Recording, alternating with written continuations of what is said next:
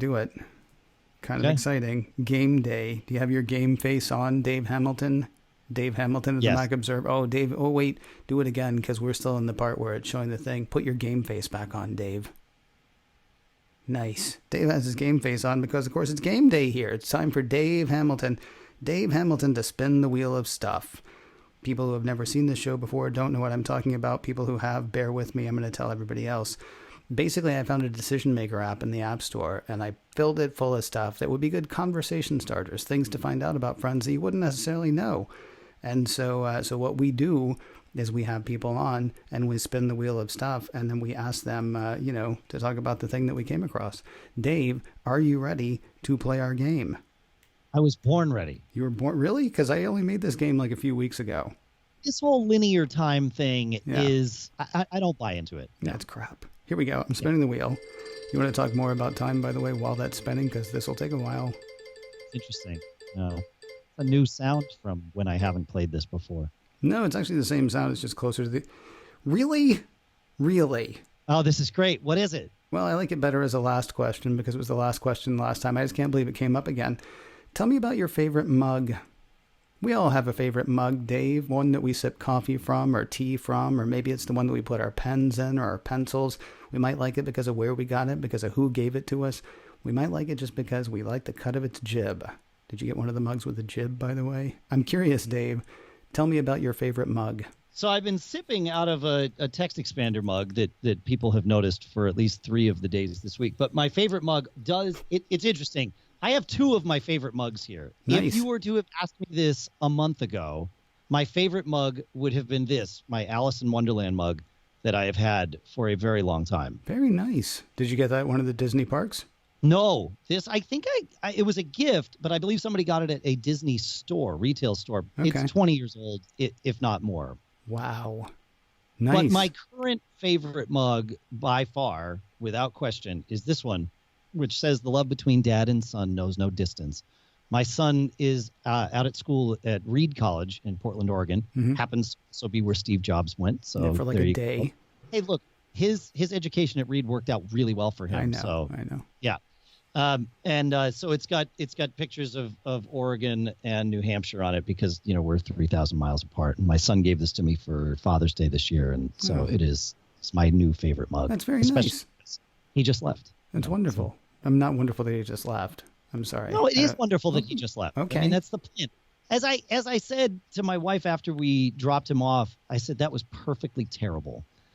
Terrible, of course, because we have to say goodbye to this family dynamic that we've made. Right. And perfect, precisely because it was terrible. Yeah. If it weren't terrible, that would be sad too. Yeah.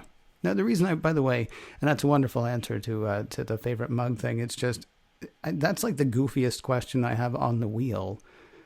And it came up last week with Richard Gunther. And so for it to come up again, it's like, well, I feel like the wheel's not even trying. But here, let's give the wheel another try. To be fair, the wheel worked once in between here and there. That's and true. That question knocked him up. So That's true. That took a while. Okay. Hey, we talked about TV earlier this week, although I don't think we talked about it on air. I think we talked about it between segments. I'm not sure. One TV show, Dave. I don't know if this is the one TV show you can watch forever, if this is the one TV show that if you never watch another TV show, you tell your friend, coworker, whomever, this is the show you got to watch. There's a lot writing on this, apparently, even though I don't know what it is exactly. You get to talk about one TV show, Dave. What's the one? Fringe. Interesting. Really? Yeah, I love that show. Tell me why. I mean, it was a realistic scenario, a believable scenario. I don't want to say realistic, but it was a believable scenario. I really loved Walter Bishop's character. He very much reminded me of my grandfather on my father's side. To my knowledge, my grandfather on my father's side was not into psychedelics quite as much as Walter Bishop was, but he was a crazy inventor. In fact, my grandfather invented those binocular viewing, the oval-shaped binocular viewing machines that you see all over the world. You put a quarter in, you can view. Oh, really? Yeah. Wow. Yeah. I actually have a picture of one of those that I love on my phone that I took at Niagara Falls because it looks like a face. Yeah. Wow. It looks like a face. Well, that was sort of the idea, was to design it and make it look like a face. So yeah, so people would know you put your face near this thing. Man, I bet their use is tanked. Sorry, I know it's been a few years, but I bet I bet it has. I don't want to put my face anywhere near anybody else's face, let alone where like 5 other people have had their faces now. And that's presuming that the places where they are even open. But well, Niagara Falls, I think, is still going. I think it still runs every day. Yeah, you can't. They turn it off at 11, but up until then. But yeah, I Walter Bishop, I loved his character in that, and like I said, in part because there were moments where he sort of reminded me of my crazy grandfather, who really, he liked to he and I got along very well. He liked to tinker with things. He liked to experiment. Like I said, he was an inventor, so that was part of it. But I just liked the show. I thought it was really well done. I gotta say, I never watched Lost. And did he did a show called Alcatraz too, didn't he? Wasn't that another J.J. Abrams thing? Or am I mistaking that with somebody else? Okay. Alcatraz kind of interested me, although I don't think it lasted that long.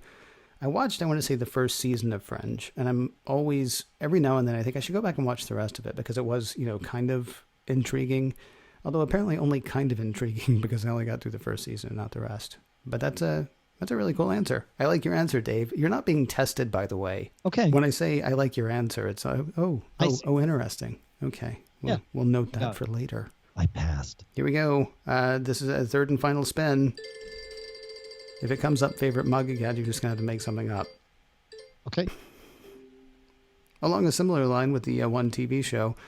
Ooh, wow. One book. I don't know if this is the book that you always turn to. I don't know if this is the book that you think everybody should read. Maybe it's a book that you think nobody should read, but it still does something for you. One book, Dave. Tell me about the one book. Well, I mean, the obvious one is Mistakes, The Foundation of Your Small Business by Dave Hamilton and Shannon Jean. Oh. So there is that. Okay. I can't help myself sometimes. I didn't even know about that, honestly, though, because I would have said, of course, you want to talk about your book. So, when we end up having to record this again later this week, we'll be sure and mention your book, too. Sounds like a good idea. Yeah. One book. One book. Man. Yeah. Do you want me to tell you mine? Because I actually do have one. You go ahead. I don't know if this will help you. It probably won't help you at all. I think the one book that I would have to say is The Unbearable Lightness of Being by Milan Kundera. I don't know why, but that book just hit me in such a way. And the further away from it that we get in time, the more problematic I realize some of the relationships are. It's not necessarily the best representation of humanity, but there are moments. It's one of the only books I ever remember making me cry. There's a thing that happens, and I don't want to say what the thing is, but there's a thing that happens that the 2 or 3 times I've read that book, it makes me cry every time. I also find it very quotable. Now, he's a Czech writer, I think, so I'm reading translations, obviously. And so maybe it's just a particularly good translation of that book as well. But there are quotes in there that I love, that may have found their way into a letter or two over the years, because they have a certain je ne sais quoi. So I think that would be mine. He also plays in that book with, you talked about linear time earlier, not unlike Pulp Fiction.